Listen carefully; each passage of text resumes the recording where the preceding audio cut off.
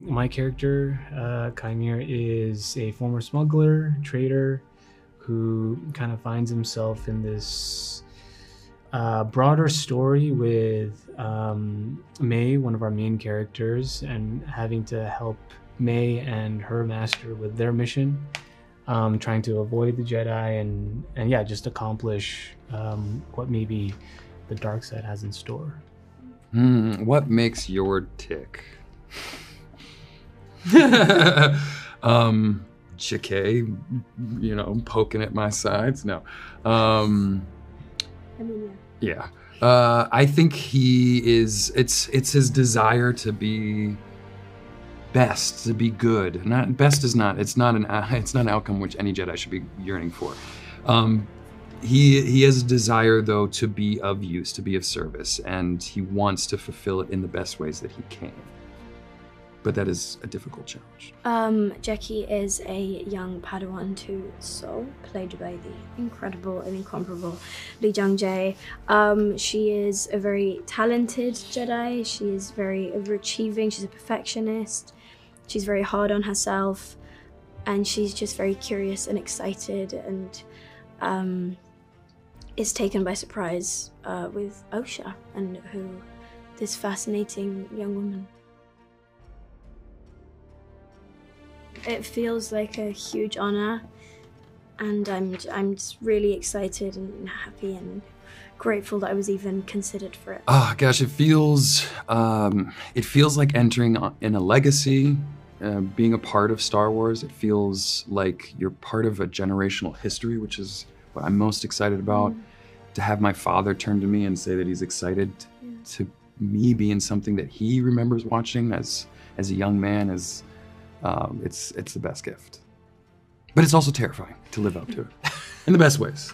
Ooh, it's all the feelings, but definitely one of excitement. Pride is a big one, especially taking on something that feels completely new and different. Yeah, like so proud of what we've been able to accomplish with the Acolyte.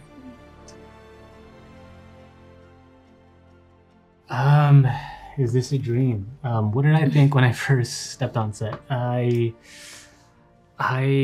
was pinching myself because it felt surreal, just to hop onto a set that's first of all practical and that has, all the elements that pays an ode to like the original trilogy. Yeah, it felt like it was just an incredible special feeling. You first meet Kaimir and an apothecary, basically just, for a lack of a better term, a store or a corner store that has a bunch of potions and trinkets and tools, mainly for his smuggling practices. How do you know I had toy lightsaber duels? Who didn't? Did you? I did, yeah, of course, yeah. I had them as an adult. I just did them yesterday. What do you mean? Our lightsaber training was some of the coolest aspects of being involved in this project. Yeah. I will say I coupled it with the Force training, which I felt like the two were so mirrored, or at least they coexist in the same. I was very eager to figure out how to be the best saber wielder from the get, which is very Yord, and I think it ended up with me being very frustrated with myself. And Dafne, the dear friend that she is, and just a great human being, gave me some love and support and helped me kind of find my own grounding within it, which was really invigorating, but so cool, the stuff that we learned and that we now have in our back pocket. Yeah. I know I can pick up a stick off the tree and throw some stuff around.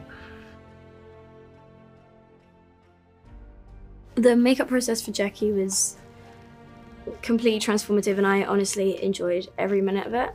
It was a bit intense. I'd have to get up every morning at like 3:30 a.m. and then I'd drive into work, and then I'd be with my wonderful makeup artists, Jeremy and Rob, who designed the makeup look and just it sort of brought to life. There's such incredible craftsmen, and we got it down to an hour and a half, which is really impressive, and it consisted in we did the horns, we did a bald cap, we did a prosthetic over my forehead, and then we'd like put the wig over it, and then I'd have to get like airbrushed in color, and it was really just enjoyable in my hands, and I had to have like a special manicure, and it was truly just so important to have that as an actor for the character. And to be fair, I did every day when I rapped, I was ripping horns out.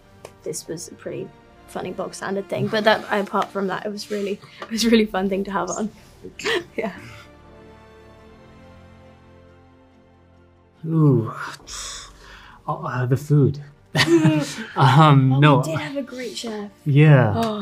Louis. I mean, just everything. I think the thing that I love the most is that it became a very much, I've talked about this before, a collaborative experience. Again, Leslie, super collaborative, very much team mind frame. She delegates tasks as opposed to like being a dictator and just like trying to figure out everything on her own. And on my end, I was able to create a character with her, and it just makes it so much more special when you're able to build something with the showrunner from the ground up.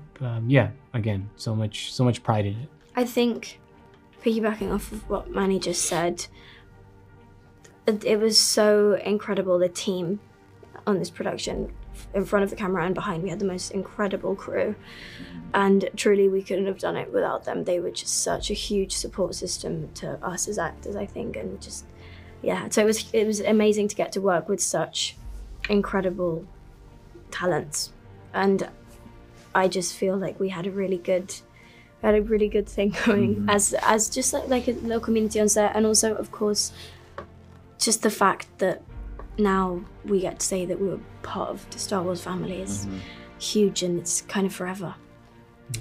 I think my favorite part, of the funnest part, aside from both what Manny and Dafne were mentioning, which are incredible, more specifically, even though, is walking onto the sets, and it's even walking onto the sets with the costume. The costume, and just at the rawest sense, me having fun, having a robe and a lightsaber and running through a fern gully, basically, and Kofar and Kymir's, Kalnaka's, all the K's.